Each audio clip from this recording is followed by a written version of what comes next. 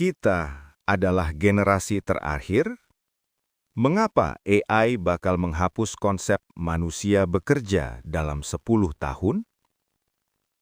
Pernahkah kalian merasa bahwa waktu berjalan semakin cepat dan dunia yang kalian kenal kemarin tiba-tiba terasa asing hari ini? Mari kita bicara jujur.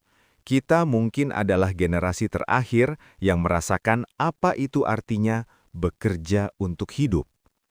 Dunia sedang tidak baik-baik saja, tapi bukan karena perang nuklir atau bencana alam. Kita sedang menghadapi ledakan kecerdasan buatan atau AI yang perkembangannya bukan lagi linear, tapi eksponensial. Logikanya begini, jika dulu teknologi butuh 100 tahun untuk mengubah dunia, sekarang AI hanya butuh hitungan bulan. Apakah kita sedang menciptakan asisten, atau kita sebenarnya sedang membangun pengganti kita sendiri? Mari kita bedah realitanya. Selama ribuan tahun, manusia bertahan hidup dengan menjual keterampilan dan kecerdasan. Tapi apa yang terjadi jika kecerdasan bukan lagi milik manusia?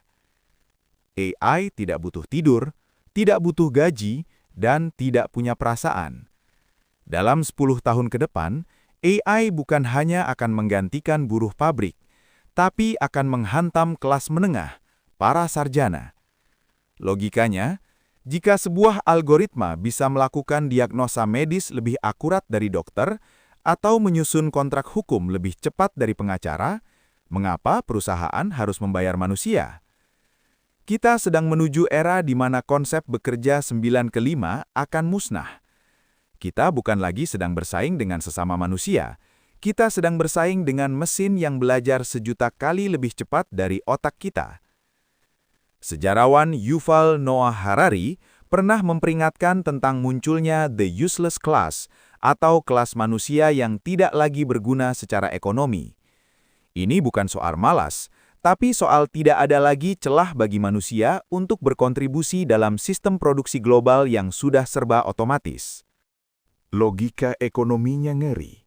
Jika manusia tidak bekerja, mereka tidak punya uang. Jika mereka tidak punya uang, mereka tidak bisa membeli barang. Jika barang tidak dibeli, ekonomi runtuh. Untuk mencegah ini, para elit dunia mulai membicarakan UBI atau Universal Basic Income, uang saku gratis dari pemerintah agar kita tetap bisa makan. Tapi pertanyaannya, jika kita hanya hidup dari uang saku gratis dan semua pekerjaan dilakukan mesin, apa alasan kita untuk bangun di pagi hari? Kita akan kehilangan makna hidup dan menjadi sekadar biomasa yang hanya bertugas mengkonsumsi konten digital. Satu-satunya cara manusia bisa bertahan adalah dengan bergabung dengan mesin. Inilah logika di balik Neuralink milik Elon Musk. Jika kamu tidak bisa mengalahkan AI, maka kamu harus menjadi bagian dari AI. Kita akan memasang chip di otak kita untuk meningkatkan memori dan kecepatan berpikir. Tapi disinilah batas kemanusiaan kita diuji. Jika pikiran kita terhubung ke internet, apakah kita masih memiliki privasi? Jika memori kita bisa diunggah ke cloud, apakah kita masih individu yang unik atau hanya bagian dari satu kesadaran kolektif raksasa? Kita mungkin adalah generasi terakhir yang murni 100% organik. Anak cucu kita mungkin akan menjadi spesies baru, Homo digitalis. Masa depan ini tidak bisa dihentikan, tapi bisa kita sikapi. Kita harus berhenti mendidik anak-anak kita menjadi penghafal data, karena mereka pasti kalah dari Google. Kita harus mulai kembali ke hal-hal yang tidak bisa ditiru AI. Empati, imajinasi, moralitas, dan koneksi spiritual. AI mungkin bisa melukis, tapi ia tidak tahu rasanya jatuh cinta. AI mungkin bisa menggubah lagu, tapi ia tidak tahu rasanya patah hati. Kekuatan kita bukan pada logika, karena logika sekarang milik mesin. Kekuatan kita ada pada jiwa.